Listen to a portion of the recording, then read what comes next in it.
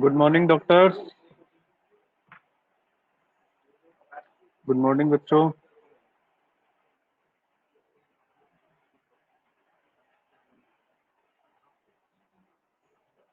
क्या हाल है सब? बेटा वॉइस आ रही है ठीक है आज?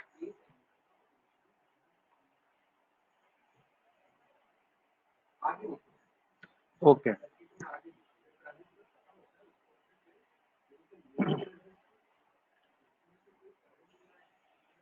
तो बेटा कल मैंने ना आपको मोनो हाइब्रिड क्रॉस बताया था पहला, है ना? जिसमें हमने एक कैरेक्टर की बात की थी। वो हो गया था। हाँ, जिसमें हमने प्योर टॉल लिया था, प्योर डार्क लिया था, हाइट के बेसिस पे हमने उसको सीखा था। ठीक है। तो देखो मैं लास्ट में ना डोमिनेंट ट्रेड बता रहा था। आई थिंक ये शायद ठीक से बत, हो नहीं पाया था। Dominant traits and recessive traits, इनकी हमने बात की थी, है ना? तो देखो बेटा, मैंने कल बोला था कि भाई डोमिनेंट ट्रेड जो होता है, डोमिनेंट हम किसको कहते हैं? डोमिनेंट कि वो ट्रेड जो कि क्या करे, दैट गेट्स एक्सप्रेस्ड, जो क्या होगी, एक्सप्रेस्ड होगी इन द ऑफस्प्रिंग। जो भी ऑफस्प्रिंग है उसके अंदर ये ट्रेड होगी एक्सप्रेस। ठीक है। जैसे फॉर एग्जाम्पल मैंने बेटा टॉल ले लिया। क्या ले लिया? टॉल। टॉल जो है वो एक डोमिनेंट है। क्या है? एक डोमिनेंट ट्रेट है। समझे कि नहीं समझे? पी प्लांट के लिए डोमिनेंट है टॉल प्लांट। ठीक है ना, टॉल जो है। अब रिसेसिव की हम लोग बात करते हैं। सर रिसेसिव ट्रेट क्या होती है? रिसेसिव ट्रेट वो ट्रेट है जो हिडन रहती है। हिडन कैसे रहेगी? क्योंकि उसको डोमिनेट कर लेता है डोमिनेंट ट्रेट। समझे? The trait that remains hidden dominated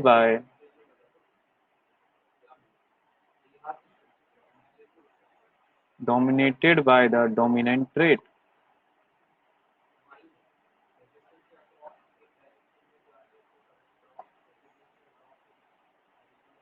Trait that remains hidden dominated by the dominant trait. ये कहानी है। तो देखो भाई, इसका कहने का क्या मतलब है? देखो, जैसे कि कल मैंने बताया था, फॉर एग्जांपल एक डार्क प्लांट है। क्या है? एक डार्क प्लांट है। तो डार्क जो है वो है रिसेसिव, है ना? अब देखो बहुत सारे बच्चे ना कंफ्यूज रहते हैं, सर ये डोमिनेंट और रिसेसिव का क्या मतलब है? देखो जैसे कि ये हमें पता है, कैपिटल टी समझते हो क्या? Capital T, small T, small T, capital T, small T, है ना? समझते हो? तो देखो, जब भी ये कैपिटल वाला वर्ड जो है, कैपिटल वाला समझ लो कि वो डोमिनेंट ट्रेट है। जो भी बड़ा है, बड़ा वाला वर्ड है, यानी कि ये जो कैपिटल में है, ये क्या है? ये डोमिनेंट ट्रेट है। अब जैसे कि फॉर एग्जांपल सुनो, कि जैसे कि हमने ये लिया था कैपिटल टी और स्मॉल टी। ये प्लांट कैसा आया था? टॉल आया था कि नहीं? है ना? कैरेक्टर तो दोनों है ना यहाँ पे, टॉल वाला भी है और सर ये स्मॉल वाला भी है, डार्क वाला भी है, लेकिन एक्सप्रेस किसने किया है? टॉल वाले ने ना, कैपिटल टी वाले ने खुद को एक्सप्रेस किया है, तो ये टॉल आया है। समझे कि नहीं समझे? तो कहने का मतलब ये है, इसको सिंपली आप ऐसे समझ सकते हैं कि जैसे मान लो आप और आपके पापा कहीं जा रहे हैं, रास्ते में कोई अंकल जी मिल गए, है ना? तो बड़बड़ बड़बड़ आप करेंगे या आपके पापा करेंगे? बातचीत जो करेंगे आपके पापा करेंगे या आप अपनी बड़बड़ बड़ चालू कर देंगे? बताइए। बोलेगा कौन? आपके पापा ही बोलेंगे ना। आप क्या रहेंगे? आप शांत रहेंगे। शांत रहेंगे कि नहीं? तो आप शांत रहेंगे ना, प्रेजेंट तो आप भी हैं ना, हैं कि नहीं? लेकिन आप शांत हैं, हिडन है, आपकी बात नहीं सुनी जा रही है। जैसे कि घर में क्या होता है, कोई डिसीजन लेना होता है, आपको कहीं जाना है, आपने बोला कि पापा मुझे पिकनिक जाना है। पापा ने बोला कि नहीं, कोई पिकनिक नहीं जाएगा, पढ़ाई करो। तो इसका मतलब क्या? प्रेजेंट आप हो लेकिन आपकी बात नहीं सुनी जा रही है। किसकी सुनी जा रही है? पापा की सुनी जा रही है, जो बड़े हैं। समझे? तो यानी कि ये कैसा हो गया? हिडन हो गया। समझे नहीं? प्रेजेंट है लेकिन ये खुद को एक्सप्रेस नहीं कर पा रहा। क्यों? इसके साथ बड़े लोग प्रेजेंट हैं। समझे कि नहीं समझे? तो ये खुद को कब करेगा प्रेजेंट? सर जब ये दोनों एक जैसे होंगे, जब स्मॉल टी एक जैसे होंगे, यानी कि जब आप और आपका दोस्त आपके साथ में होगा या आपकी सहेली वो साथ में होंगे, तब आप दोनों आपस में बिला बिला बिला बड़बड़ बड़बड़ करते रहेंगे। समझे कि नहीं समझे? लेकिन अगर आपके साथ कोई भी प्रेजेंट है बड़ा वाला ये सिंगल, तो आप चुप रहेंगे। समझे कि नहीं समझे? इसको कहते हैं डोमिनेंट ट्रेट और रिसेसिव ट्रेट। तो ये क्या है? Recessive trait. ये खुद को एक्सप्रेस कर ही नहीं पा रहा है ये वाला, तो दिस स्मॉल टी क्या है यहाँ पे, इसके साथ रिसेसिव ट्रेट हो गया। समझे कि नहीं समझे? तो ये डार्क वाली कंडीशन क्या है यहाँ पे, ये रिसेसिव, और ये वाली क्या है, टॉल वाली, डोमिनेंट। बोलो क्लियर है कि नहीं?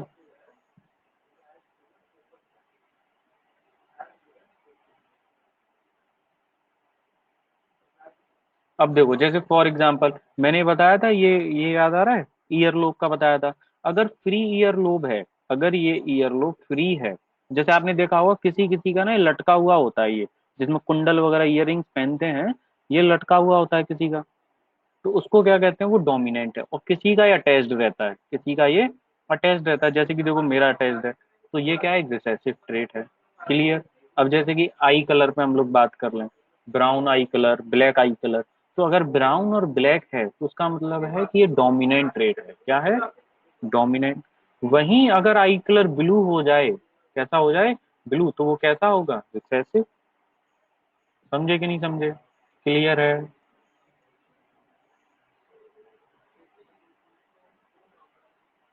ठीक है। तो देखो जब हमने उस प्लांट की बात की थी ना, हमने जब उस प्लांट की बात की थी, तो उसमें क्या हो रहा था, रिसेसिव ट्रेट कब उसने खुद को एक्सप्रेस कब किया था?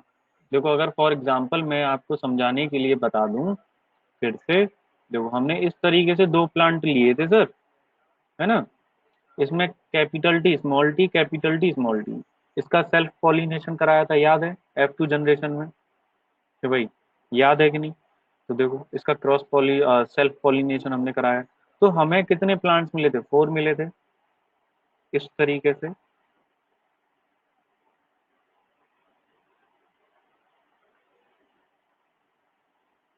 ऐसे एक मिला था ये छोटा, समझे? तो ये कौन से थे, capital T, capital T, capital T small T, capital T small T, और ये वाला मिला था हमें डार्क, मिला था कि नहीं? तो ये कहाँ से बना था सर, एक तो ये वाला आया था, और सर एक ये वाला आया था, जिसकी वजह से ये डार्क हमें मिला। एक जीन यहाँ से आया, एक गैमेट यहाँ से आया। क्लियर है कि नहीं? बोलो।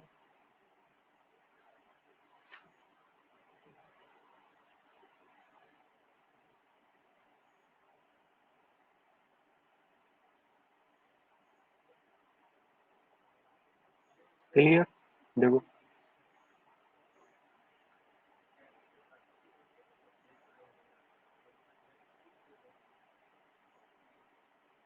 देखो अब मैं बात करता हूँ क्रोमोसोम नंबर की, क्रोमोसोम नंबर ड्यूरिंग रिप्रोडक्शन,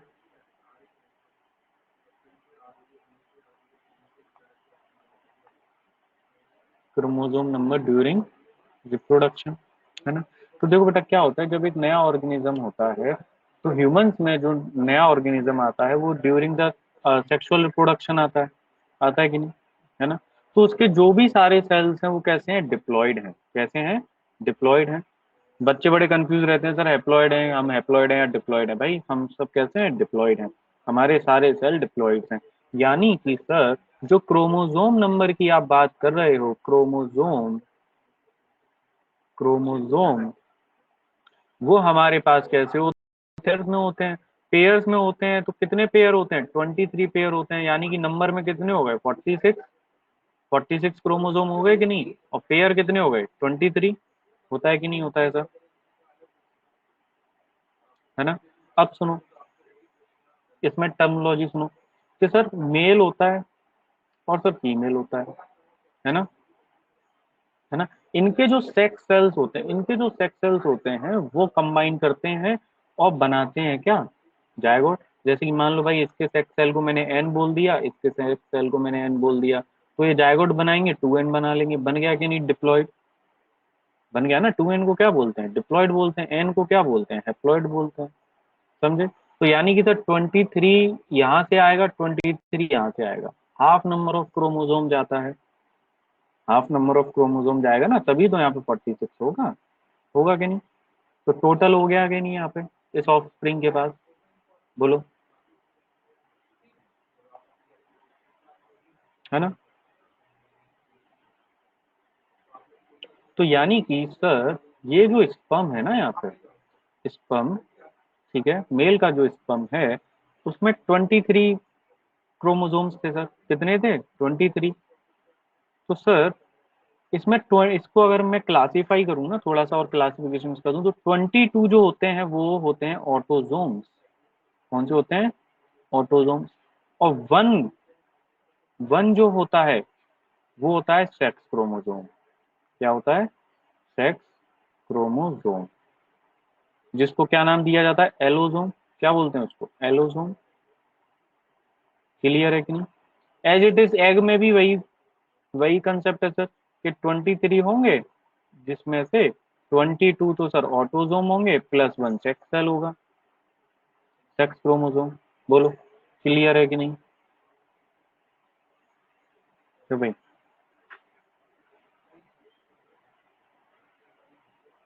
यानी कि सर जब रिप्रोडक्शन होगा तब इसके जो 23 क्रोमोजोम है, यानी कि 22 और ये 22 कंबाइन करेंगे, करेंगे कि नहीं? यानी ऑटोजोम ऑटोजोम वाले कंबाइन करेंगे, और वन सेक्स क्रोमोजोम और वन सेक्स क्रोमोजोम ये कंबाइन करेंगे, तो हो जाएगा कि नहीं 46। तो एक क्या बनेगा? एक चाइल्ड बनेगा, एक जायगोट बनेगा। समझ में आया कि नहीं आया कंसेप्ट?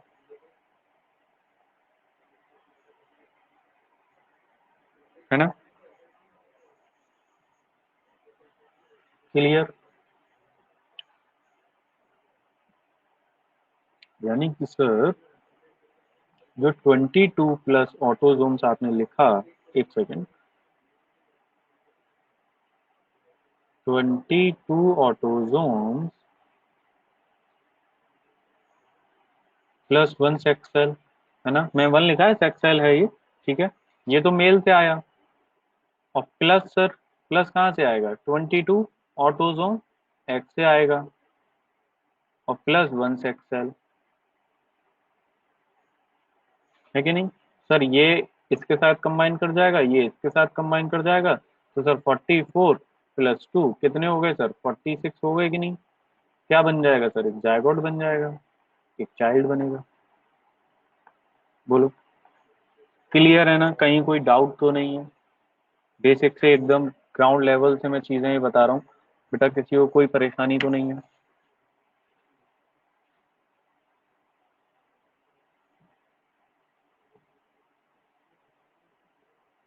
ठीक है, नोट करते जाइएगा, ठीक है, नोट करते जाइएगा।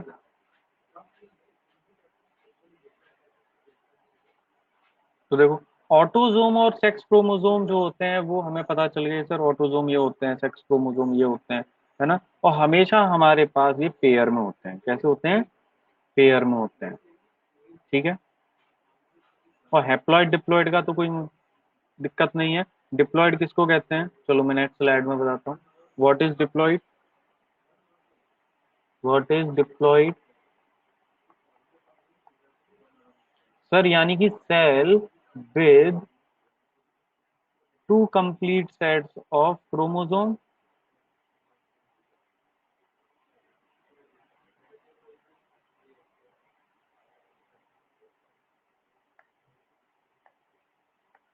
2 एंड डबल होना चाहिए ना। हैप्लॉइड किसको कहेंगे? A cell with a single complete set of chromosome. क्यों भाई? Cell with a single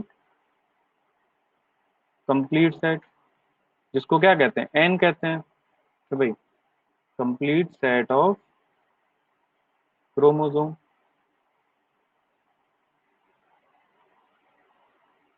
clear है कि नहीं? देखो फॉर एग्जांपल मैं बताता हूँ ड्रॉ करके, हैप्लॉइड डिप्लॉइड। देखो, इस तरीके से मैंने एक बना दिया, एक बना दिया, ठीक है। अब मैं इसमें कलर चेंज करके बताता हूँ। अगर मैं इसमें यहाँ पे ऐसे एक और बना देता हूँ, दिखाई दे रहा है? तो दिस इज, अब ये क्या हो गया? डिप्लॉइड, ठीक है। और यहाँ पे क्या है, केवल एक ही सेट है, तो this is the haploid. Clear बच्चों? केवल मेल और फीमेल सेक्स सेल जो होते हैं वो हैप्लॉइड होते हैं, जो गैमेट होते हैं ना वो हैप्लॉइड होते हैं, क्योंकि 23 जाते हैं, इसीलिए 46 होते हैं। समझे नहीं समझे? और बाकी सब डिप्लॉयड होते हैं। क्लियर है?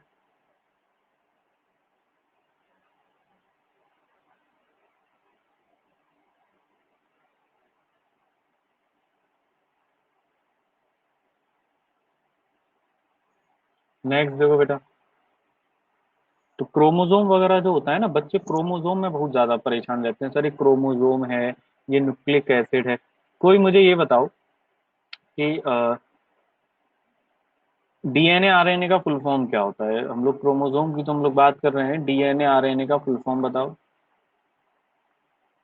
चलो। Deoxy ribo nucleic acid, yes. किसी बच्चे ने लिखा deoxy ribo nucleic acid. Yes. Yes. Yes, very good. Ribonucleic acid. Yes. देखो ये जो डीएनए आरएनए है ना, ये मैं आपको, बायोमोलिक्यूल्स चैप्टर है, चैप्टर नंबर 8 है, 8 9, ठीक है। वहाँ बायोमोलिक्यूल्स में डीएनए आरएनए वगैरह हम लोग पढ़ाते हैं।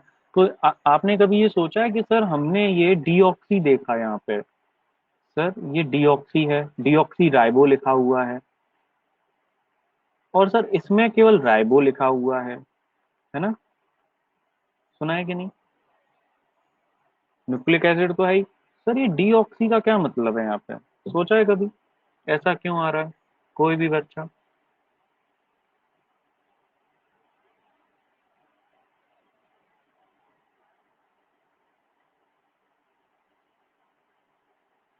बोलेगा? कोई कोई बच्चा बताएगा?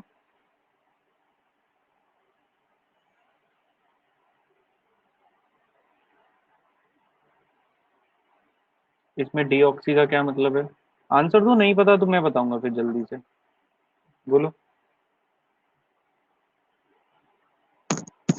हेलो।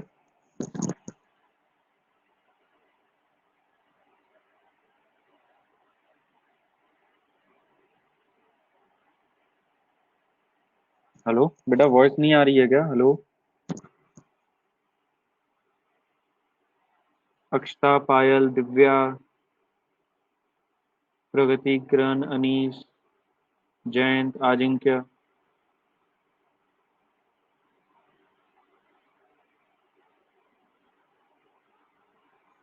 आ रही है सर। तो कोई बताएगा डीऑक्सी का यहाँ पे क्या मतलब है? चलो मैं बताता हूँ। देखो, ये जो है ना राइबो है, जो बेटा ये जो लिखा है, ये ना शुगर होती है, राइबो शुगर। राइबो शुगर होती है जो कि 5 कार्बन कंपाउंड होती है। कितनी होती है? 5 कार्बन कंपाउंड होती है। तो जब इसको हम लोग ऐसे स्ट्रक्चर वाइज बनाते हैं ना,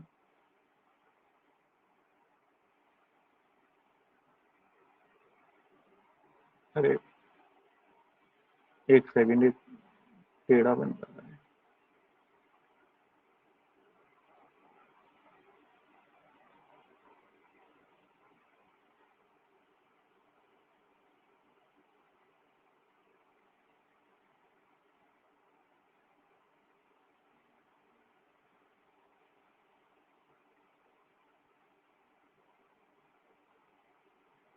ये जो राइबो शुगर होती है, ये ना 5 कार्बन कंपाउंड होती है।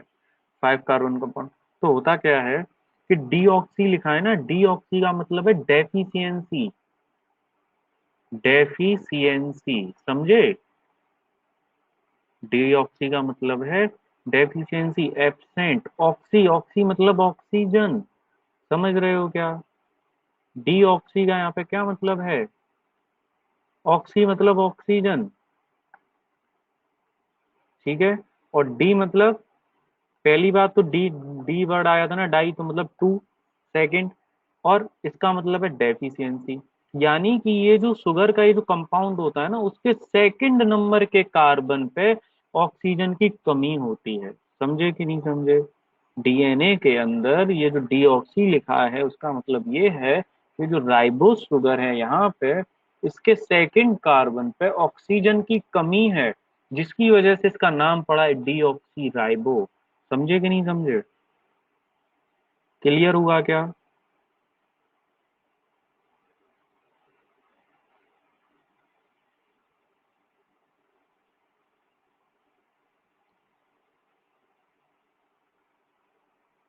क्लियर? Got the point? ठीक है, इसीलिए यहाँ पे लिखा गया है।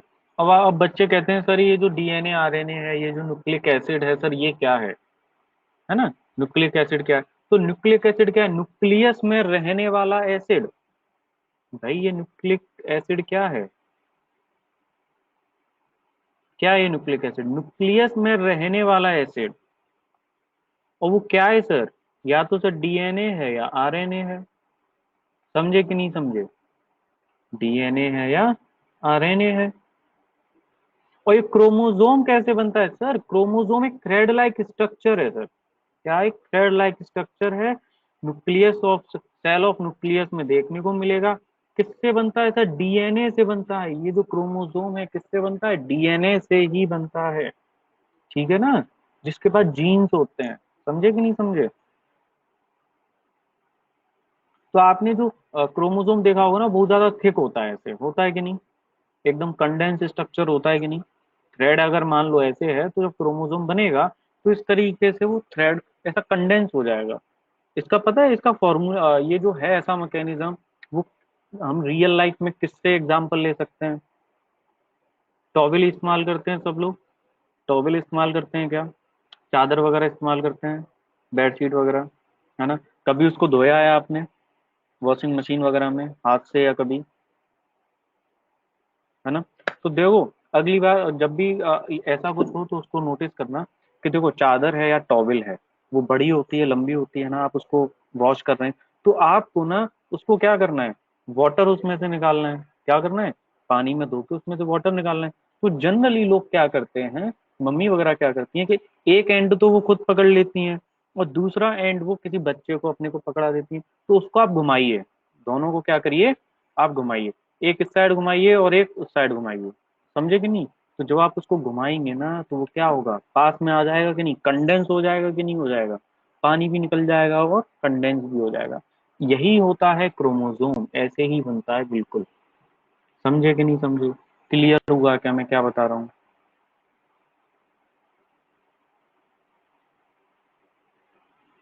ठीक है। चादर थी पहले या टॉवेल थी पहले, वो तो सीधी थी, है ना, कुछ नहीं था, ऐसा सिंपल था। लेकिन अगर आप उसको ऐसे ट्विस्ट करते जाइए, है ना, कि जैसे सर उसमें से हमें वाटर निकालना है सारा, तो वो कैसा होगा? पहले इतना बड़ा था, फिर वो छोटा छोटा हो जाएगा, है ना? तो वो क्या होगा? क्रोमोसोम। वही तो बनता है क्रोमोसोम। समझे कि नहीं समझे? क्लियर हो गया?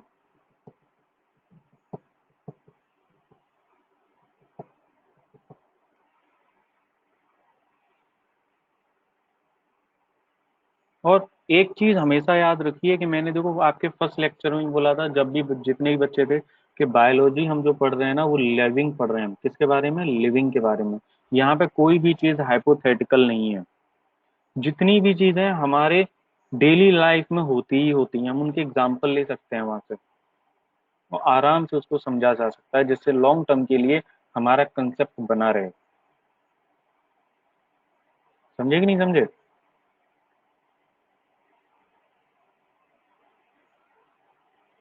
क्लियर? और देखो, मैंने आपसे एक चीज और कही थी अपने फर्स्ट लेक्चर में, याद हो, मैंने कहा था कि आप जो भी पढ़ते हैं हनुमान चालीसा वगैरह, उससे रिलेटेड मैंने कुछ बात की थी कि आप जो भी पूजा पाठ करते हैं या कुछ बुक आप पढ़ते हैं, ठीक है, जो भी आप पूजा पाठ करते हैं, तो वो करते हैं कि नहीं? तो उसमें मैंने पढ़ने का एक तरीका बताया था, क्या परेशानी आती है। हाँ बेटा, प्लांट्स में डीएनए होगा, नहीं तो प्रोटीन कैसे बनेगा? प्लांट्स में डीएनए होगा ना, नहीं तो प्रोटीन कैसे बनेगा? यूकैरियोटिक सेल है ना, और यूकैरियोटिक सेल के पास तो वेल डिफाइंड न्यूक्लियस होता है। तो जब वेल डिफाइंड न्यूक्लियस होता है, तो उसके अंदर न्यूक्लिक एसिड भी होगा। तो जब न्यूक्लिक एसिड होगा, तो सर डीएनए आरएनए भी तो होगा। प्लांट भी तो अपने प्रोटीन बनाएगा जिंदा रहने के लिए।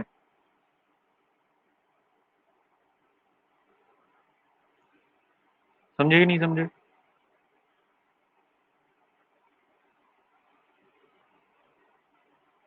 क्लियर? तो क्रोमोसोम में कोई परेशानी नहीं है। देखो, अब इस क्रोमोसोम में ना कुछ टर्मिनोलॉजी आपको मिलेगी, होमोलोगस और हेट्रोलोगस।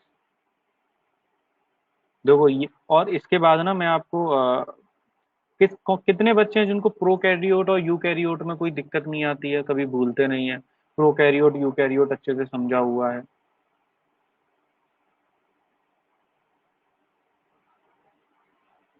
कोई है ऐसा बच्चा? Prokaryote eukaryote. जब ये टॉपिक कंप्लीट हो जाएगा ना, मैं आपको टीच करूंगा प्रोकैरियोट के बारे में, इस तरीके से कि आप कोई भूलेंगे ही नहीं सर ये प्रोकैरियोट में है क्या। समझेगे नहीं? चलो पहले हम लोग ये समझ लेते हैं कि होमोलोगस और हेट्रोलोगस क्या होता है। देखो बेटा, जब भी होमोलोगस आ जाए ना, होमो, तो समझ लेना कि कुछ सेम है। देखो बायो में ना कुछ टर्मिनोलॉजी होती है जो आपको पूरे 2 साल में मिलेंगी, है ना। और जब भी हेट्रो वर्ड आ जाए तो समझ लेना कुछ डिफरेंट है। समझे कि नहीं? होमो मतलब सेम और हेट्रो मतलब डिफरेंट। तो यानी कि यहाँ पे हम क्या बात कर रहे हैं, एक क्रोमोजोम की मैं बात कर रहा हूँ, क्रोमोजोम्स। Heterologous chromosomes.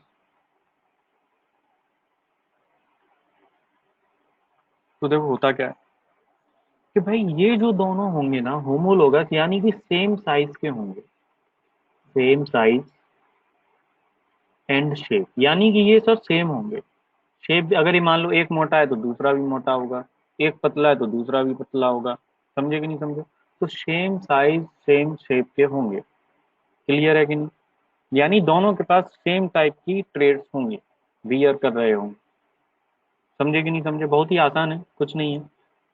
और हेट्रोलोगस में क्या है सर, ये डिफरेंट शेप के होंगे सर।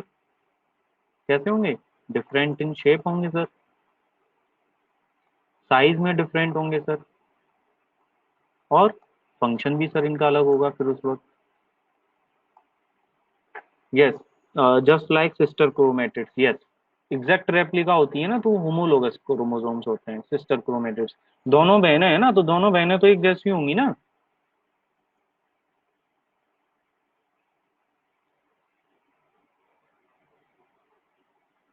ठीक है। और ये डिफरेंट शेप में है, डिफरेंट साइज में है, डिफरेंट फंक्शन में है। तो ये जो सेम पेयर है ना, ये बिलोंग भी नहीं करता है, they do not belong to the same pair, ये सेम पेयर को बिलोंग भी नहीं करते हैं। क्लियर? कोई परेशानी?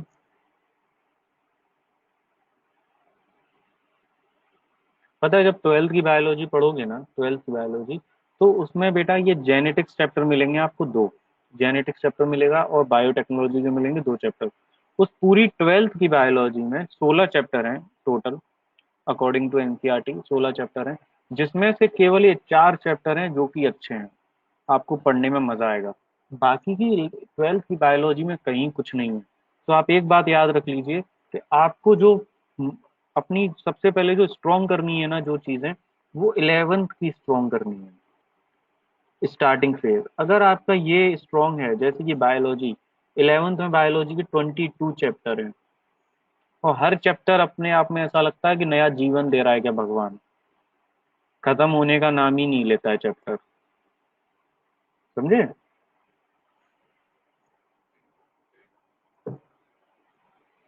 लेकिन ट्वेल्थ में पोर्शन कम है, ट्वेल्थ में बेटा पोर्शन बहुत कम है, यहाँ पे 16 चैप्टर हैं। समझे कि नहीं? 16 चैप्टर हैं, इजी चैप्टर हैं, समझने वाले हैं, बड़ी आसानी से समझ जाते हैं, और क्वेश्चन भी बड़ी आसानी से सॉल्व हो जाते हैं। ये यहाँ पे जो 22 चैप्टर है ना, इसमें करनी है आपको मेहनत। अगर ये आपका अच्छा हो गया ना, ये आपने कर लिया, तो ये तो आपको समझ लो एकदम प्यार से निकलेगी ट्वेल्थ, कहीं कोई दिक्कत नहीं आएगी। समझे कि नहीं? तो मेन फोकस आपको अपना 11th का करना है कि हमारा 11th कितना स्ट्रॉन्ग है। अब मैं बताता हूँ ऐसा क्यों सर, आप ऐसा क्यों कह रहे हैं, समझो। बताऊं क्या यार, आगे टॉपिक पढ़ाऊं?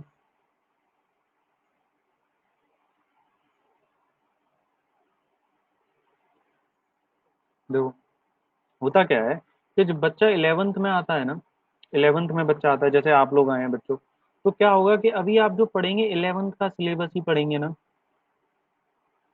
पढ़ेंगे कि नहीं? 11th का सिलेबस आप लोग पढ़ोगे तो आपके पास एक बात बताओ, इस स्टैंडर्ड में, इस 11th स्टैंडर्ड में क्या आपके पास 12th का सिलेबस है पढ़ने के लिए? नहीं है ना। केवल कौन सा है? केवल 11th का सिलेबस है जो कि आपको पढ़ना है ना। तो आप इसको बहुत अच्छे से प्रिपेयर कर लीजिए, बार बार रिवीजन करिए इसका, ठीक है। और अब ये भी जैसे स्टार्टिंग फेज है तो आपके पास नंबर ऑफ चैप्टर्स भी कम होंगे, सिलेबस भी कम होगा, बहुत सारी चीजें हो सकता है नहीं हो, धीरे धीरे आएगा, है ना। तो यानी ये पूरा साल आपको केवल 11th का सिलेबस मिलेगा जो कि फोकस करना है अच्छे से। अब सुनो, 11th में मेहनत करने का फायदा क्या होता है? जब आप 12th में पहुंचोगे ना, 12th में, तो देखो 12th का सिलेबस होगा बच्चों, होगा कि नहीं?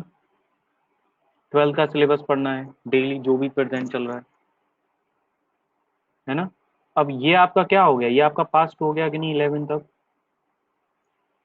समझे कि नहीं समझे? 11th आपका पास्ट हो गया, तो आपको फोकस अपना 12th पे करना है और 11th पे भी तो करना है, तो भाई अब 11th पे फोकस कब कर पाओगे? जब आपने इसको बेटर तरीके से, अच्छे तरीके से पढ़ा होगा, बार बार रिवीजन किया होगा उस वक्त। तो जब ये चीजें अच्छी होंगी ना तो 12th के टाइम पे आप अपने 12th पे भी फोकस अच्छे से कर पाएंगे और 11th की आपको टेंशन नहीं रहेगी कि मुझे ये नहीं आता, मुझे वो नहीं आता, समझे ना। क्योंकि फिर दिवाली के बाद ना आपको बोर्ड आने लगेगा, बोर्ड आपको करना है, समझे नहीं समझे। तो जितनी नीट की या जेई की जो मेहनत है वो 11th में होती है, फुल प्रूफ जितनी मेहनत हो सकती है ना इतनी मेहनत करो कि समझ लो कि शहर में ना आपका बड़े से बड़ा पोस्टर लगा हो, समझे कि नहीं समझे। शहर आपको आपके शकल से पहचाने, अरे देखो ये वो बच्ची है, समझे नहीं समझे। और ऐसा नहीं है कि बच्चों ने नहीं किया, यहाँ पे हिस्ट्री उठा के देखिए बच्चों ने बहुत किया है। तो जो फोकस है 11th में 11th पे करना है, 12th में ना 12th का सिलेबस भी होगा और 11th का सिलेबस भी होगा, तो गड़बड़ होती है। उसी मतलब टाइम बदला लेकिन सिलेबस कितना हो गया, बहुत ज्यादा हो गया कि नहीं, डबल हो गया कि नहीं हो गया? क्योंकि सर ये भी पढ़ना है और ये भी पढ़ना है, तो इसको सबसे ज्यादा पढ़िए, इस पे मेहनत अच्छे से करिए जिससे 12th में कोई परेशानी कैसी भी आपको अपने सिलेक्शन में ना आए, है ना। समझे कि नहीं समझे?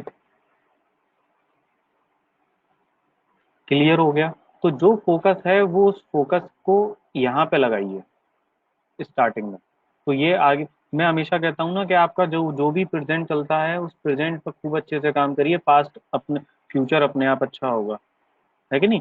तो अब ये आपका जो 12th है वो कैसा जाएगा वो डिपेंड करता है कि आपने अपने पास्ट में कैसे कर्म किए हैं, समझे कि नहीं समझे। अगर आपने अपने कर्म अच्छे किए हैं तो आपका प्रेजेंट जो है 12th वाला बहुत अच्छा होगा, सारी चीजें समझ में आएंगी, टेंशन नहीं रहेगी। क्योंकि अभी प्रेशर नहीं है, प्रेशर आएगा अभी 1 साल बाद, ठीक है। और ये मैं क्यों कह रहा हूँ, क्योंकि मैंने फेस किया है कंपटीशन, तो मुझको पता है कि भाई किस तरीके से तैयारी करनी चाहिए, तो क्या कमियां रहती हैं जिससे प्रेशर को कम किया जा सके, समझे कि नहीं समझे, है ना। और कभी भी मैनेज करने में दिक्कत आती है, कुछ परेशानी आती है तो बात करिए, पूछिए। भाई यहाँ पे आपके लिए मेंटर सब बैठे हुए हैं, जो भी फैकल्टी हैं, जिससे आप, जिसकी बातें आपको अच्छी लगती हैं, जो आपको समझा सकता है, जिसकी बातों से आप समझ सकते हैं, कोई भी हो, फिजिक्स केमिस्ट्री मैथ बायोलॉजी या कोई भी हो, है ना। आपका कोई भाई हो बड़ा जिसने क्लियर किया हो, आपकी मम्मी हो, बातें करते रहिए और फोकस रखिए केवल इसको निकालने का, ठीक है। और 2023 में तैयार रहिए मुझे पार्टी देने के लिए, सब लोग देंगे ना मुझे पार्टी,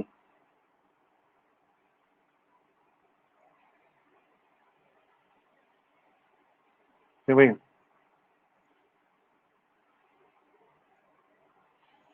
तो बेटा आपने एक नाम सुना होगा, डीएनए का आपने नाम सुना है ना सभी ने, तो आपने एक नाम सुना है Watson and Crick, Watson and Crick नाम सुना है आपने, है ना। तो वॉटसन के साथ मुझे जिस प्रोफेसर ने पढ़ाया है वो वॉटसन के साथ काम किया करते थे जर्मनी में, जो वॉटसन अंकल है ना उनके साथ वो जर्मनी में काम किया करते थे, वो हमारे प्रोफेसर थे जो हमें टीच करते थे 4 साल, समझे। तो ये जो स्टडीज हैं, ये स्टडीज टफ नहीं है, बस इनको वक्त देना है, वक्त के साथ साथ ये सब अच्छे हो जाते हैं। क्लियर? देखो, अब बेटा अब अब मैं नेक्स्ट चलता हूँ। एक वक्त आता है एलील, एक वर्ड आता है एलील। ठीक है, देखो भाई, एलील, बच्चे बड़े परेशान होते हैं कि सर ये जो एलील होता है, ये एलील हमको समझ में ही नहीं आता किसको कहते हैं एलील। तो देखो, हमने बात की थी, एक पेयर ऑफ जीन होता है हमारे पास, पेयर ऑफ जीन होता है, जिसको हम लोग कहते हैं जैसे कि capital T for example, small T, या ये होता है। समझे कि नहीं समझे? तो एलील क्या हुआ, ये तो पेयर ऑफ जीन हो गया। तो अगर आप इसके सिंगल की बात करोगे ना, इसका अगर सिंगल कैपिटल टी आपने ले लिया, तो ये एक एलील है। ये क्या है? एक एलील है। ठीक है, यानी ये कैपिटल लेटर क्या डिनोट कर रहा है? Dominant allele. जो क्वेश्चन आता है ना बच्चों, वो ऐसे ही आता है, डोमिनेंट एलील। अगर ये स्मॉल टी को मैं ले लेता हूँ, तो स्मॉल टी क्या होगा? ये क्या डिनोट करेगा? Recessive allele. समझे कि नहीं? आपने मेरे ख्याल से पहले की क्लासेस में इसको सुना होगा। बोलो, सुना है क्या?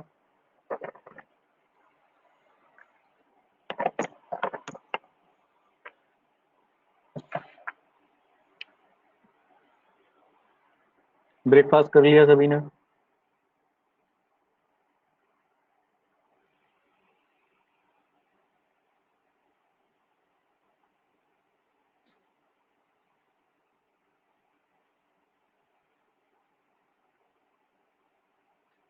चलो नेक्स्ट चलते हैं। नेक्स्ट बता दूं बेटा? नेक्स्ट है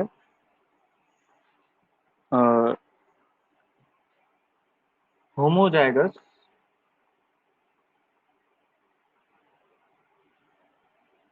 एंड हेट्रोजाइगस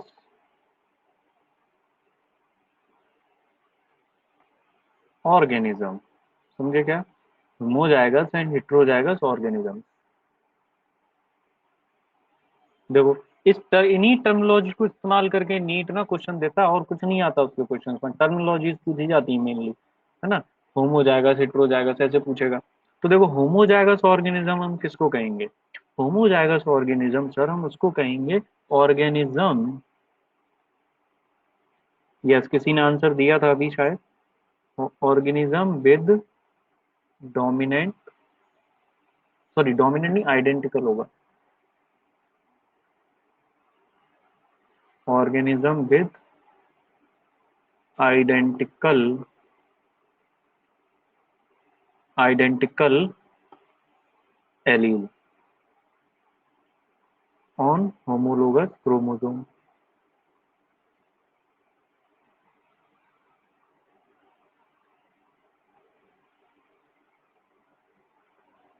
समझे?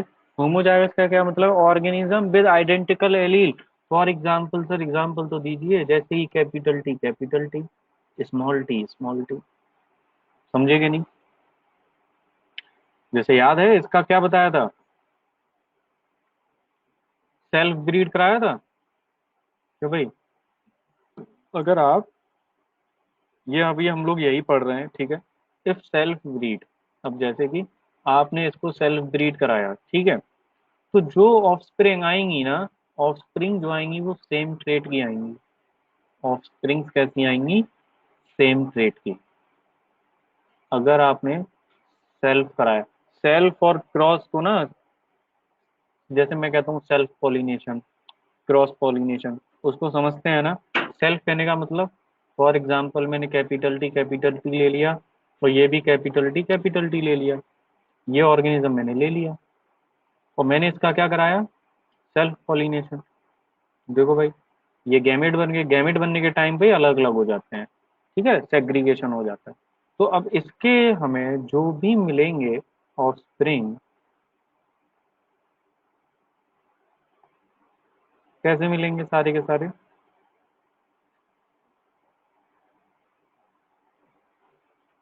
कैसे हैं सब? देखो, सबके सब ऑल टॉल हेट्रोजाओ सॉरी होमोजाइगस, सबके सब कैसे हैं? होमोजाइगस हैं। सबके सब all toll homozygous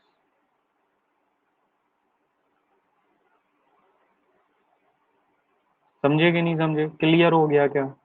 homozygous, all toll homozygous plant.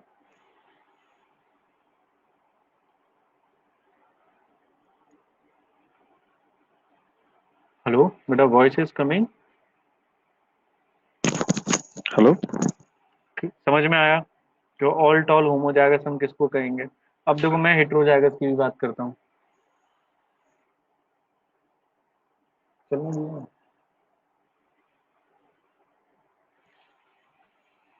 देखो हेट्रोजाइगस,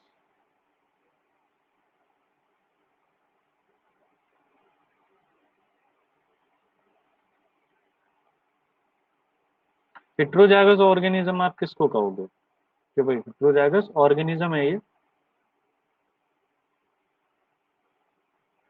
देखो, यानी कि सर इसके पास क्या हो, डिफरेंट एलील हो on on the same homologous chromosome, है ना, डिफरेंट एलील। तो जैसे फॉर एग्जांपल इसको हाइब्रिड हम लोग कहेंगे। क्या कहेंगे? हाइब्रिड। किसी बच्चे ने कहा है सर हाइब्रिड होगा, देखो फॉर एग्जांपल इस तरीके से हमारे पास, हमने इसको सेपरेट करा लिया, और मैंने कल भी बताया था, है ना, और इसका एग्जांपल भी मैं लिख देता हूँ इस तरीके से, फॉर एग्जांपल। ठीक है, देखो इसका इसके साथ कराया, इसका इसके साथ कराया, फिर इसका इसके साथ हुआ, और फिर ऐसे हुआ, कैपिटल टी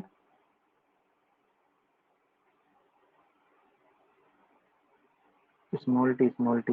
तो बेटा ये कैसा है? ये तो होमोजाइगस है कि नहीं? होमोजाइगस टॉल है ये तो। ये कैसा है? हेट्रोजाइगस टॉल है। कैसा है? Heterozygous tall. और ये कैसा है? Homozygous dark.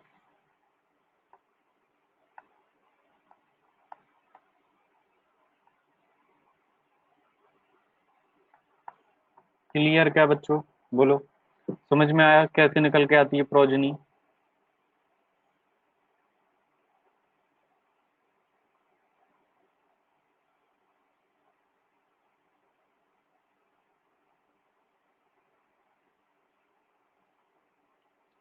नोट करो सब लोग इसको।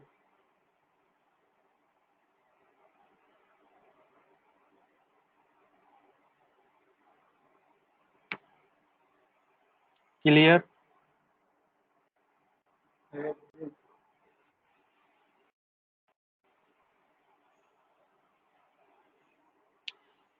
दो बेटा, इन्हीं की वजह से ना सर, बेटा इस चैप्टर का नाम है जेनेटिक्स, प्रिंसिपल्स ऑफ इनहेरिटेंस।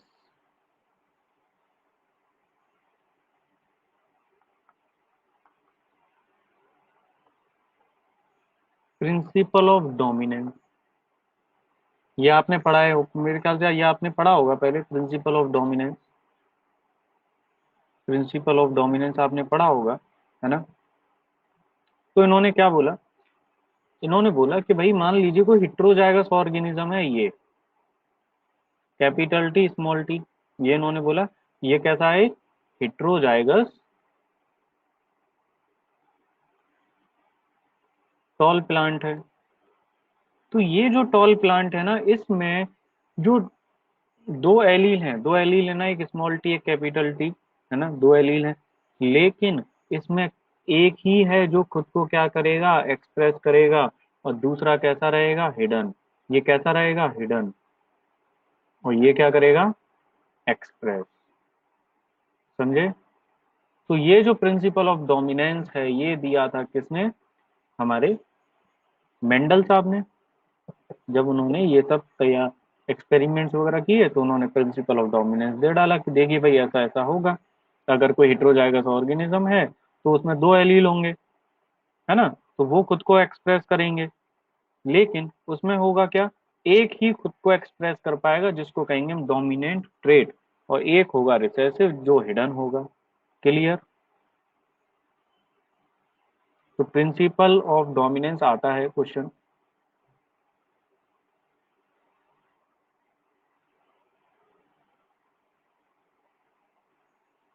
अब देखो बेटा नेक्स्ट, प्रिंसिपल ऑफ सेग्रीगेशन आपने सुना है क्या? Principle of segregation, principle of segregation.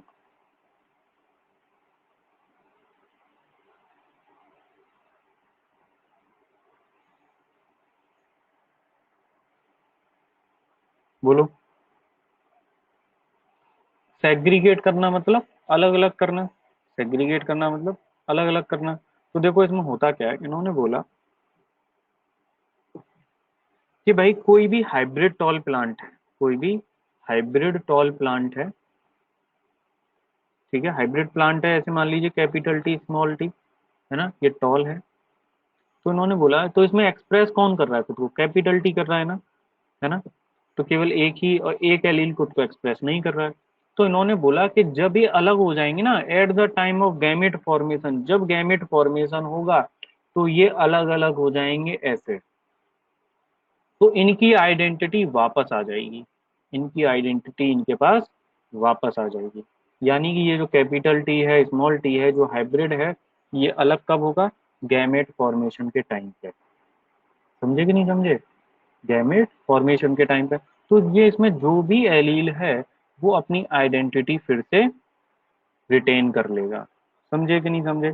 अब ये टॉल के लिए जाना जाएगा, ये डार्क के लिए जाना जाएगा। समझे कि नहीं समझे? तो ये है प्रिंसिपल ऑफ सेग्रीगेशन जो कि मेंडल साहब ने दिया था। बहुत इजी है, इसमें कुछ भी नहीं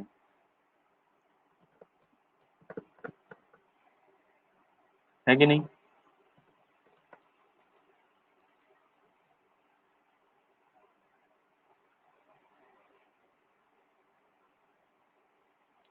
बोलो।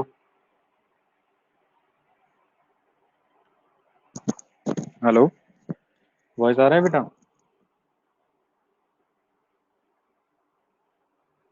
ओके बेटा, 5 मिनट्स का ब्रेक है, 5 मिनट्स बाद मिलेंगे फिर से। ठीक है।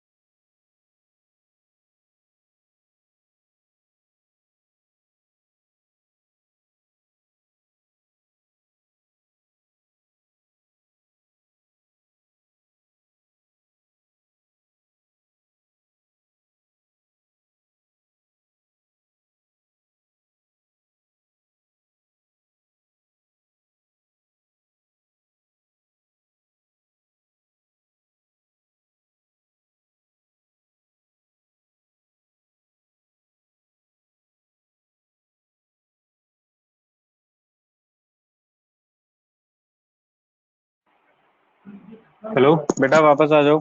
चलो। हेलो बच्चों। यस, दो बेटा। सेक्स डिटर्मिनेशन आप लोगों ने पढ़ा है क्या? सेक्स डिटर्मिनेशन,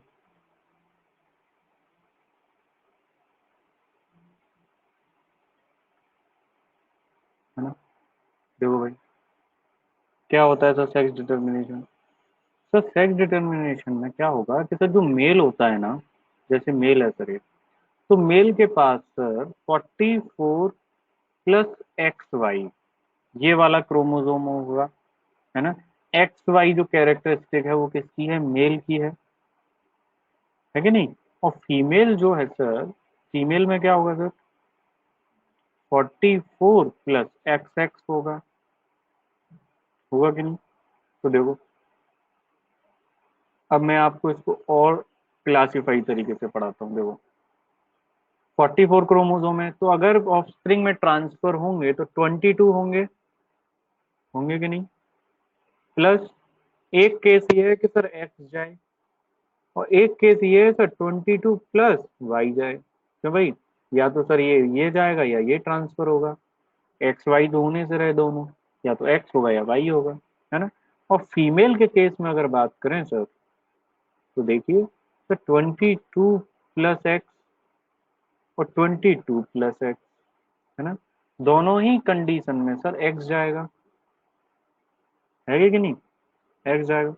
तो देखो होगा क्या, अगर ये वाला इसके साथ कंबाइन करता है ना? मान लो हमने ये ले लिया भाई, ये वाला 22 प्लस एक्स इसके साथ एक्स के साथ करता है, तो टोटल कितना हो गया? 44 प्लस एक्स एक्स हो गया कि नहीं? और अगर ये वाला इसके साथ जाता है, तो क्या हो गया? फिर से 44 प्लस एक्स एक्स, ये जाएगा, है ना? मतलब कि सर ये क्या होगा, ये जो चाइल्ड होगा वो गर्ल होगी, मतलब फीमेल होगी, है कि नहीं? अब सुनिए सर, नेक्स्ट क्या होगा? सर अगर ये वाला इसके साथ जाता है, वाई वाला इसके साथ, तो क्या होगा सर? 44 प्लस एक्स वाई होगा। और अगर ये इसके साथ जाता है सेक्स डिटर्मिनेशन में, तो भी सर 44 प्लस एक्स वाई, यानी कि ये जो ऑफस्प्रिंग है ये बॉय होगा। तो सेक्स डिटर्मिनेशन में ये पता चल गया कि जो बॉय वाली जो कैरेक्टरिस्टिक आती है मेल वाली, उसके लिए रेस्पॉन्सिबल कौन है भाई? ये मेल है। कौन है? मेल है। समझ में आया कि नहीं आया, बोलो? फीमेल से तो दोनों केसेस में ही एक्स जाएगा ना, मेल से ही जाएगा ना भाई, है कि नहीं? तो हमारा जो इंडिया है, आपने देखा होगा कि अगर आप गांव के लेवल पे जाएंगे, है ना?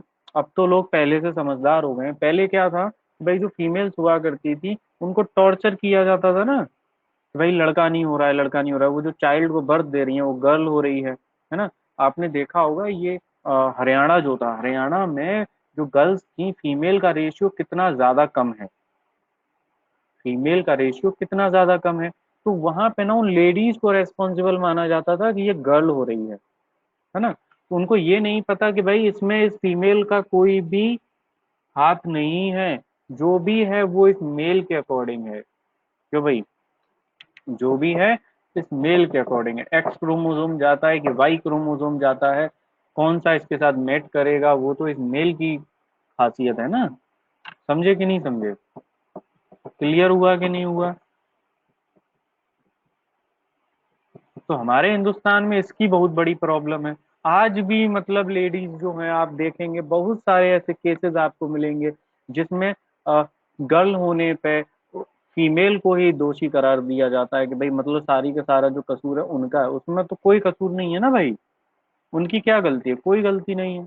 लोग समझते ही नहीं है बात कि भाई बॉय हो रहा है या गर्ल हो रहा है, वो डिसाइड यहाँ पे सेक्स, बच्चे का सेक्स क्या होगा, वो बॉय होगा या गर्ल होगा, उसको डिटरमाइन करने वाला यहाँ पे कौन है? ये मेल है। क्लियर हुआ कि नहीं हुआ?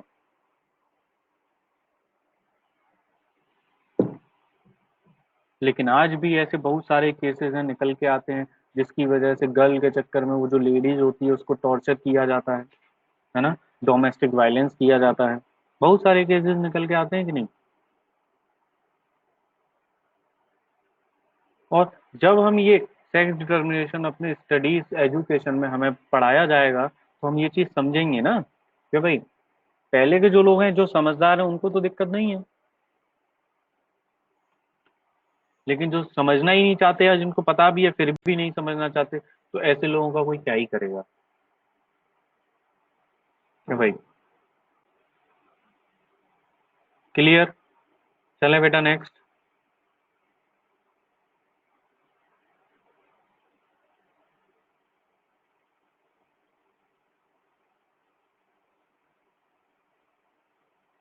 है ना। और देखो, और सबसे बड़ी बात ये है ना कि ये जो चीजें हैं इसकी वजह से जो सोशल हेल्थ है ना वो बहुत डिस्टर्ब होती है। जब सोशल हेल्थ डिस्टर्ब होती है तो उसका एक कैरेक्टर देखा जाता है मेंटल स्ट्रेस।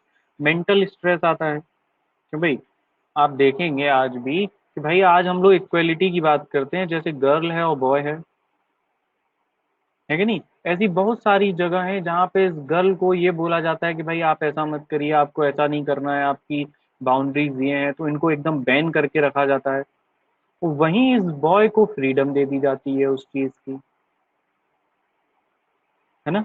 एक तरफ तो हम डिस्क्रिमिनेशन उसकी बात करते हैं कि भाई इक्वेलिटी है, कि भाई एक तरफ तो इक्वेलिटी की बात की जाती है और दूसरी तरफ ये भी होता है कि भाई जिन चीजों के लिए गर्ल को बैन किया गया है वही लड़का करे तो बहुत अच्छा है। समझे कि नहीं समझे। तो डिस्क्रिमिनेशन होता है, और जब ऐसा होता है तो मेंटल स्ट्रेस आता है। क्या आता है भाई, मेंटल स्ट्रेस आएगा ना।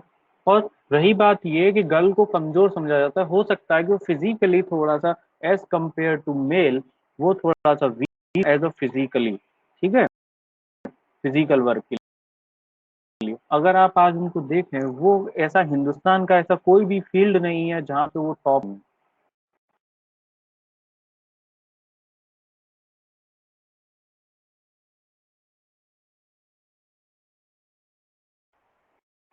एजुकेशन सेक्टर हो।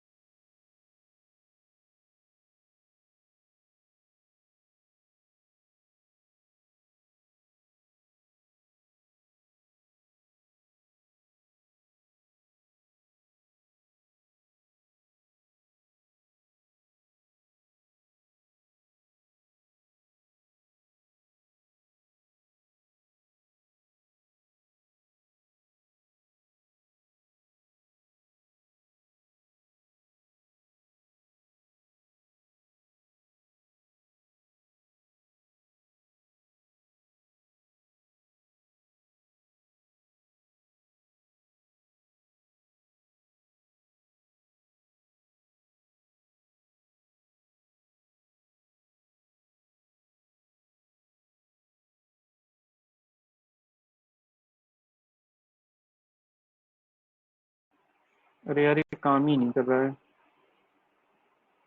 इसकी प्रॉपर्टीज पे भी नहीं जा पा रहा हूँ सर मैं।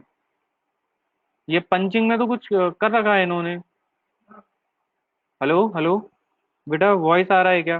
Hello hello hello. यस। बेटा लिंक डाउन हो गया था अचानक से। यस। हाँ तो हम लोग कहाँ बात कर रहे थे। हाँ सोशल हेल्थ की हम लोग बात कर रहे थे ना कि कैसे मेंटल स्ट्रेस आता है इक्वालिटी की। समझे कि नहीं समझे कि आज गर्ल्स कहीं भी किसी भी काम में पीछे नहीं है, चाहे वो पढ़ाई का हो या कोई भी हो, वो जॉब भी करती हैं और घर भी संभालती हैं, है ना। और बॉयज जो हैं जो मेल हैं वो केवल अर्न करके लाते हैं, है कि नहीं। आप कंपेयर कर सकते हैं ना। भाई देखो हमेशा ये माना जाता है ना जो जैसे जो हमारा जो इंडिया है ये फीमेल है, ये मेल है कि नहीं। ये मेल अर्न करता है और ये फीमेल जो है हाउस वाइफ का काम करती है। ऐसे ही चलता है ना, घर संभालती है। तो अब ये जो फीमेल है, फीमेल को जो कमजोर माना जाता है, ये अर्न भी कर रही है और हाउसवाइफ जो भी घर की रेस्पॉन्सिबिलिटी है वो भी कर रही है, यानी सुबह खाना बना के जाना, शाम को ऑफिस से आना, फिर से पूरे घर का जो भी काम है वो करना, सबके लिए खाना बनाना। और विद रेस्पेक्ट टू, अगर इस मेल की बात करें, उसने उस टाइम पे क्या किया? केवल अर्न किया। क्या इसने कुछ किया? क्या बोलो, नहीं किया ना। तो हम कहते हैं कि भाई मे फीमेल कमजोर है भैया। अब यहाँ पे हमें कौन कमजोर देखने को मिला है, मेल या फीमेल? कि भाई ये कमजोर हुआ कि नहीं, ये वीक है कि नहीं, बोलो। भाई सब हमारा जो इंडिया है उसमें यही माना जाता है ना कि भाई मेल अर्न करते हैं और फीमेल ऐसा करती हैं, हाउस वाइफ रहती हैं, है ना। तो अब फीमेल तो कर रही है ना, अर्न भी कर रही है, और ये हाउस वाइफ का जो भी काम है उनका, मान लो शादी भी नहीं हुई है तब भी आती हैं, खाना बनाती हैं, जो भी सारे काम है वो करती हैं, और मेल उसके कंपैरिजन में नहीं कर रहा है। समझे नहीं समझे? तो ये सारी जो मेंटेलिटी है ना, इस मेंटेलिटी को दूर करने की जरूरत है। और इसीलिए ये जो मेंटेलिटी है ना, ये केवल फीमेल जब तक आगे नहीं बढ़ेगी ना, तब तक दूर नहीं हो सकती। ये केवल फीमेल ही दूर कर सकती है ना। जैसे कि आप देखिए, जो 1990s का टाइम था, उस वक्त को लीजिए, और आज का 2021 का वक्त लीजिए, इस 30 साल में कितना बदल गया मेंटेलिटी। कि भाई फीमेल जो है कितना ज्यादा आगे आ चुकी हैं हर फील्ड में, आई हैं कि नहीं आई हैं। तो ये जो डिस्क्रिमिनेशन अनइक्वलिटी वाली बात चलती है ना, वो मुझे नहीं लगता कि अच्छी है, ये दूर हो जानी चाहिए, है ना। क्योंकि वो हर चीज के लिए दोनों रेस्पॉन्सिबल है, फीमेल भी और मेल भी। और जब ये चीजें नहीं होंगी ना, इनइक्वलिटी वाली बात होगी ना, डिस्क्रिमिनेशन होगा, तब हम एक बेटर सोसाइटी बिल्ड कर सकते हैं, है कि नहीं।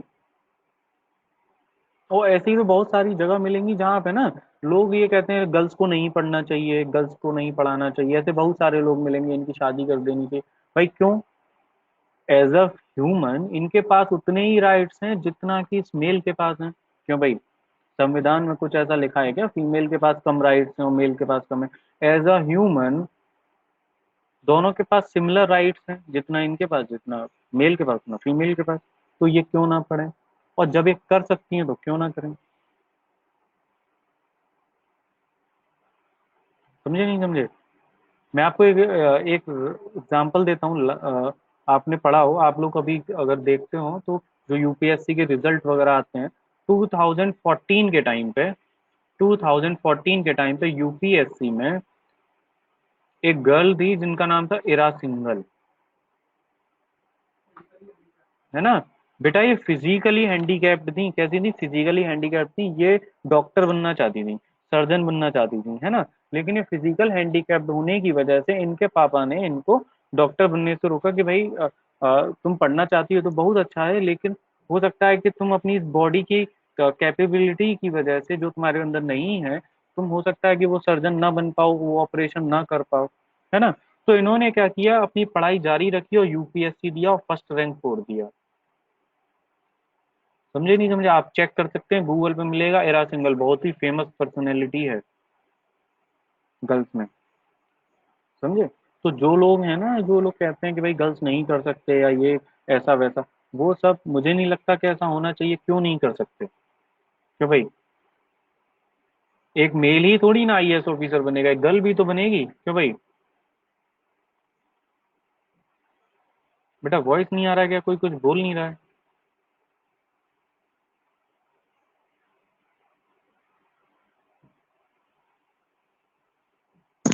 हेलो।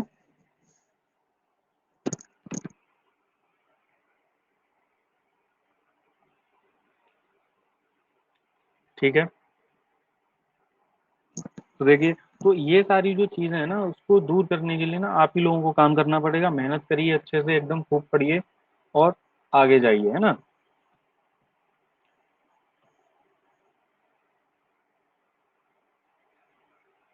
चलिए, नेक्स्ट हम लोग क्या करेंगे? इवोल्यूशन। आप में से किसी ने इवोल्यूशन पढ़ा है? What is evolution? क्योंकि जब हेरेडिटी की, जेनेटिक्स की बात की जाती है तो इवोल्यूशन की भी बात की जाती है। कि भाई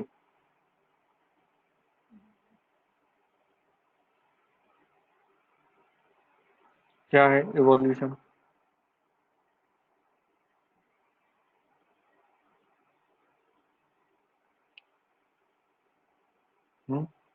क्या कह सकते हैं sir? Evolution can be defined as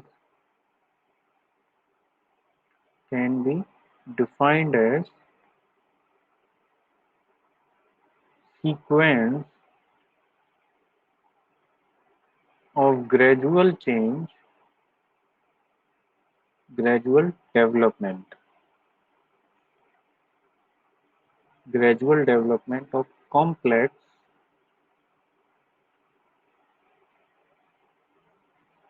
complex form of life from simple form of life, है कि नहीं? यानी कि सर ये कंटिन्यूअस प्रोसेस है, जिसमें क्या होगा, बहुत ऐसा नहीं है कि मैं आज ऐसा हूं तो कल मैं सुपरमैन बन जाऊंगा, ऐसा नहीं होगा। बहुत ज्यादा लाखों करोड़ों साल लग जाते हैं। धीरे धीरे एक डेवलपमेंट होता रहता है, थोड़ा थोड़ा चेंज आता रहता है, थोड़ा थोड़ा चेंज आएगा। तो क्या होगा कि एक वक्त बाद वो जो सिंपल फॉर्म थी ना लाइफ की, वो एक कॉम्प्लेक्स फॉर्म में कन्वर्ट हो जाएगी। किसकी वजह से? कंटिन्यूअस प्रोसेस की वजह से। कंटिन्यूअस थोड़ा थोड़ा चेंज आ रहा था, और जिसकी वजह से हम बोलेंगे क्या सर, इवोल्यूशन हो गया। क्या भाई? उसकी वजह से क्या हो गया? इवोल्यूशन हो गया, है ना? तो एक ये ग्रेजुअल कंटिन्यूअस प्रोसेस है, जिसमें थोड़ा थोड़ा चेंज होता रहता है ना? और कॉम्प्लेक्स और कॉम्प्लेक्स चीजें आती रहती हैं। जैसे आप आज डॉग्स को ले लो, आज आप डॉग्स को लोगे, कितनी सारी वेराइटीज के डॉग्स प्रेजेंट है भाई। तो भाई कितनी वेराइटी हैं, बोलो, है कि नहीं?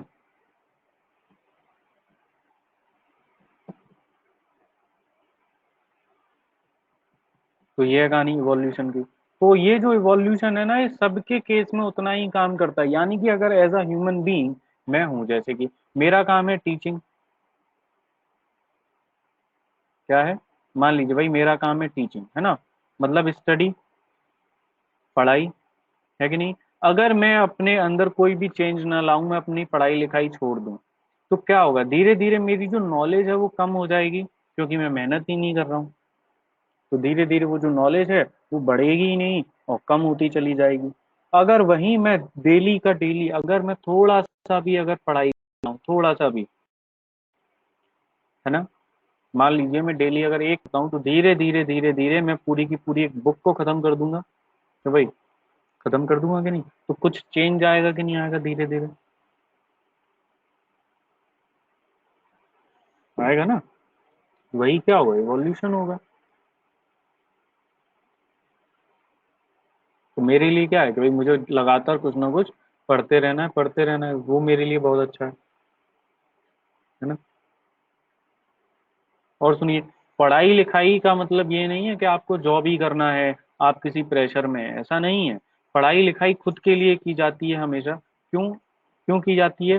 भाई अगर जानवर और ह्यूमन में अगर देखा जाए ना, ह्यूमंस जो होते हैं और जो एनिमल्स जो होते हैं, उनमें एक ही चीज का यहाँ पे डिफरेंस है, किसका? ब्रेन का। इसीलिए तो सुपीरियर हुए ना ह्यूमंस इस अर्थ पे। क्यों सुपीरियर हुए? क्योंकि सर उनका जो ब्रेन था वो वेल डेवलप्ड था, थिंकिंग एबिलिटी थी। तो हमें इसको तैयार करना चाहिए और अपने पढ़ने के लिए, जिससे हमें समझदारी आएगी। जब हम पढ़ेंगे लिखेंगे तभी समझदारी आएगी ना। गूगल बाबा समझदारी नहीं देता है, याद रखना। दुनिया का कोई भी प्ले स्टोर या गूगल आपको समझदारी नहीं दे सकता। समझदारी केवल आपको किताबें पढ़ने से ही मिलेंगी, समझे? इसीलिए तो हम एनिमल से बेटर है ना। तो आपको केवल पढ़ना है अपनी समझदारी के लिए। ऐसा नहीं है कि आपको मतलब जी जान वही है कि सर हमें केवल पैसा कमाना है इसलिए हम पढ़ रहे हैं, ऐसा मोटिव मत रखिए। खुद के लिए पढ़िए कि जब आप आज से 10 साल बाद, 15 साल बाद, जब आप 40 लोगों के बीच में खड़े हों, तो आपकी खुद की एक पहचान हो।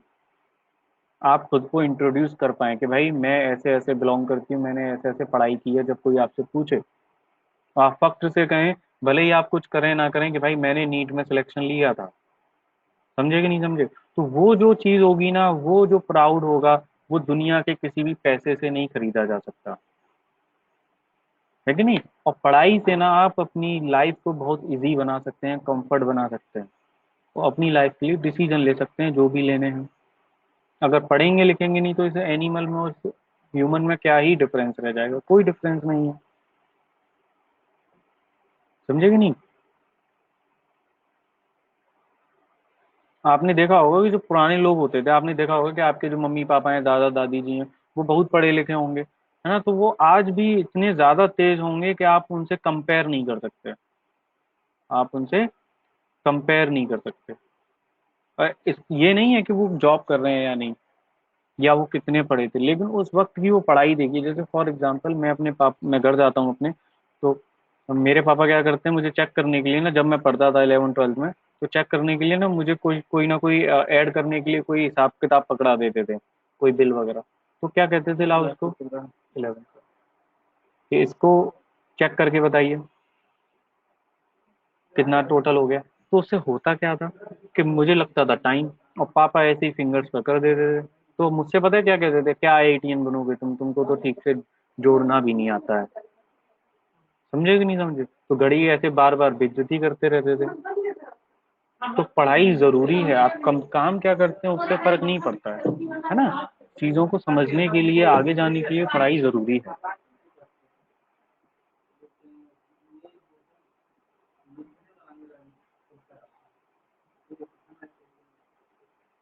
और सुनो,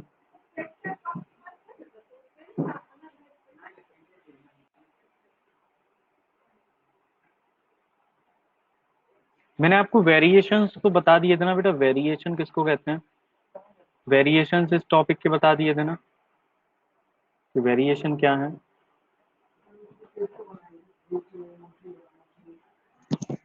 हेलो, है ना।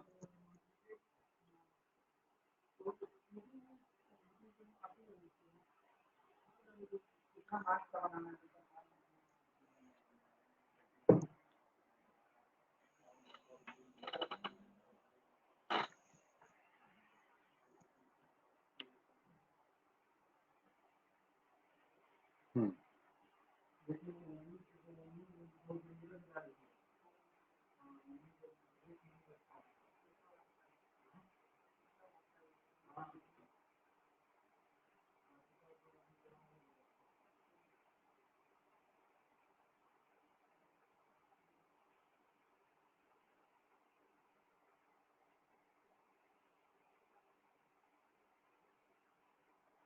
चलो बेटा, तो बेटा ये एक क्वेश्चन बताओ कि वाई, एक क्वेश्चन है कि वाई डू बैक्टीरिया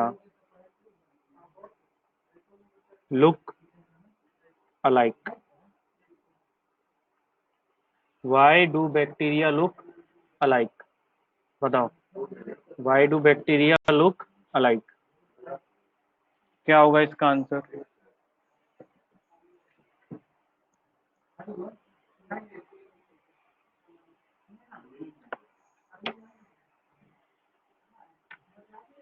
आंसर बताइए इसका, कि why do bacteria look alike, इतनी हमने बात की है, सब बैक्टीरिया एक जैसे क्यों दिखते हैं। Due to presence of same cells and function. नहीं, ये तो एकदम करेक्ट आंसर नहीं हुआ।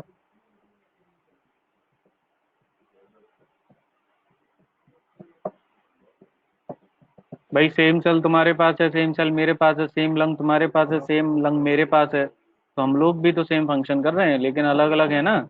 यस बेटा Pragati, there is no variation. Yes, variation नहीं है, क्यों नहीं है, वही तो पूछा है मैंने।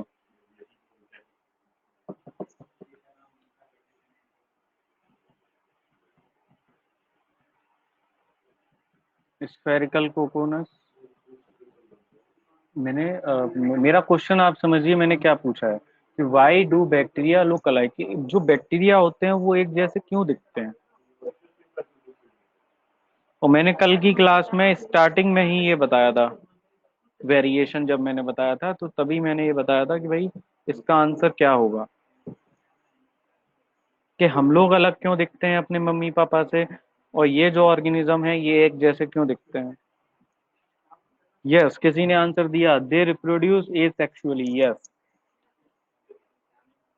ये रिप्रोड्यूस कैसे करते हैं? एसेक्सुअली।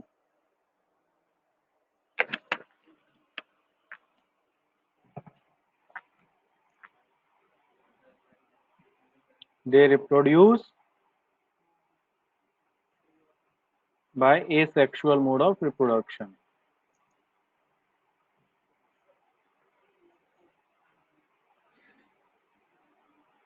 क्लियर? याद आया? कल बताया था सेक्सुअल रिप्रोडक्शन, एसेक्सुअल रिप्रोडक्शन। याद आ रहा है क्या? बोला था मैंने कि हम लोग अलग क्यों दिखते हैं और एसेक्सुअल मोड ऑफ रिप्रोडक्शन में सब एक जैसे क्यों दिखते हैं। हाँ,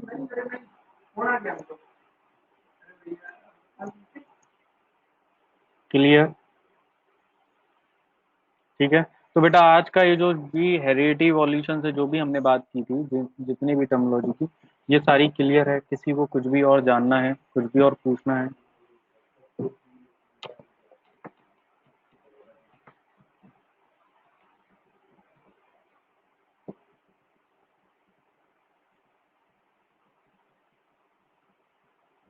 सब क्लियर?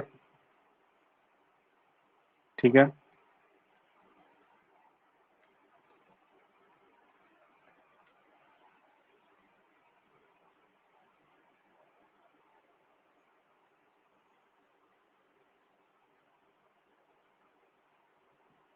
बेटा ये चैप्टर नंबर जो है, ये जेनेटिक्स का चैप्टर नंबर है, चैप्टर नंबर 5 और 6। चैप्टर नंबर 5 और 6 है ये, 5, 6, 7 3 चैप्टर्स हैं 12th क्लास के बायोलॉजी के। ठीक है, जिसका बेसिक मैंने आपको दिया है, जिसकी जरूरत पड़ेगी अभी हमें आगे।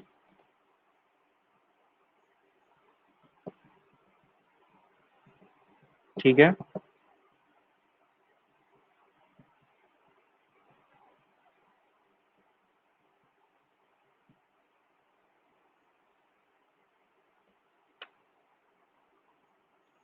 और अ, चलो अब एक चीज ये बताओ, ये तो पढ़ाई लिखाई वाली बात हो गई, थोड़ा देश के बारे में बात की जाए। किसी ने गाजी अटैक के बारे में सुना है? गाजी अटैक, गाजी अटैक के बारे में ये बताओ। गाजी अटैक के बारे में सुना है? 1970 या कब हुआ था? 1970 के आसपास हुआ था। पता है कि वहां पे क्या हो रहा था? क्या हुआ था उसमें? एक सबमरीन थी जिसको इंडिया ने गिराया था, पाक सबमरीन थी। यस, है ना, उसकी कहानी पता है? क्योंकि मूवी में जो दिखाया है, मूवी में तो पूरी चीजें दिखाई ही नहीं है ना। मूवी में तो पूरी चीजें दिखाई ही नहीं है। इंडियन शिप था, हाँ, अटैक करने आ रहे थे उसको। चलो मैं किसी दिन ना आपको गाजी अटैक पढ़ाऊंगा, बहुत अच्छा है वो, जो कि मूवीज में उतना नहीं दिखाया है ना, कि इंडिया की हेल्प उस वक्त किसने की।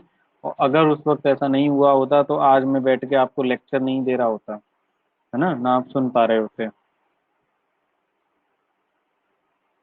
यस। चलो फिर हम अपनी नेक्स्ट क्लास में मिलेंगे बच्चों। Thank you very much, tata bye bye,